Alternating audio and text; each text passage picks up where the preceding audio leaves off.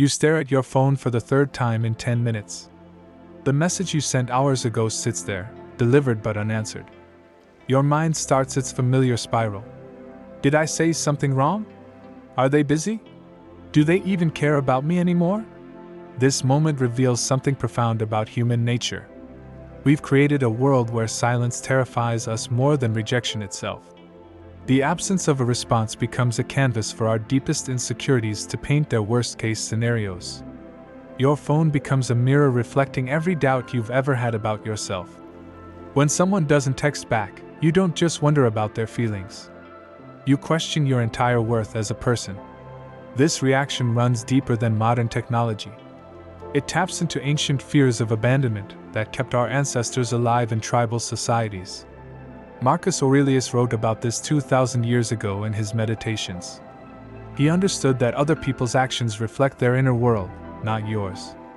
When someone doesn't respond, they're dealing with their own life, their own struggles, their own overwhelming inbox of responsibilities and relationships. You assign meaning to silence because your brain evolved to fill gaps with information. Psychologists call this the fundamental attribution error.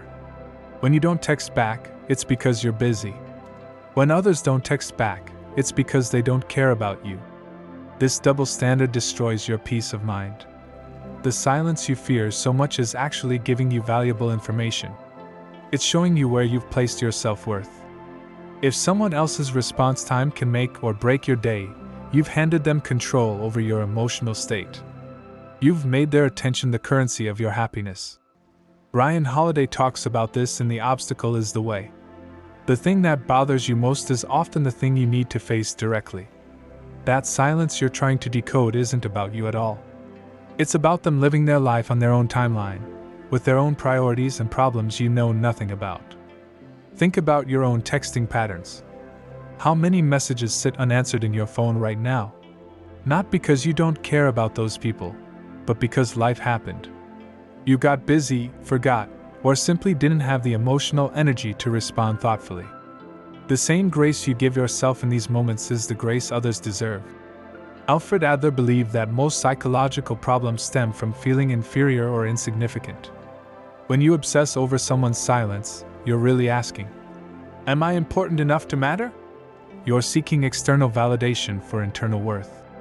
This puts you in an impossible position because you can never control other people's responses. The paradox is striking.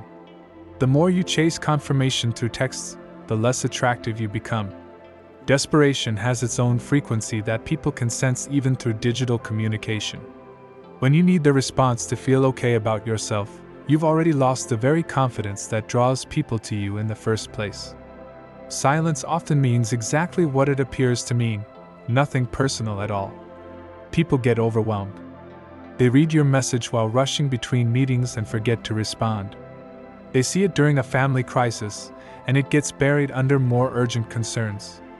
They start typing a response, get interrupted, and the notification disappears. Cal Newport writes about this in Digital Minimalism. We've created false urgency around constant communication.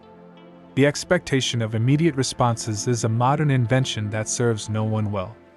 Before phones, people went days or weeks between meaningful conversations and relationships thrived. Your reaction to silence reveals more about your relationship with yourself than with the other person. When you're secure in your own worth, other people's response times become irrelevant data points rather than emotional emergencies. You stop checking your phone every few minutes because you have better things to do with your mental energy. The Stoics practiced negative visualization to prepare for disappointment. What if that person never texts back? What if they've lost interest? What if they're talking to someone else? When you face these possibilities directly, you realize they don't actually threaten your core self. Your worth existed before their attention and continues without it. Start believing people's silence the first time. When someone consistently takes days to respond or leaves you hanging regularly, they're communicating clearly. They're showing you their level of investment without saying a word. This information is a gift, not a punishment. You deserve relationships where communication flows naturally, where people are excited to hear from you, where silence is comfortable rather than anxiety-provoking. These relationships exist but only when you stop settling for breadcrumbs of attention from people who aren't genuinely interested. The next time someone doesn't text back, try something radical.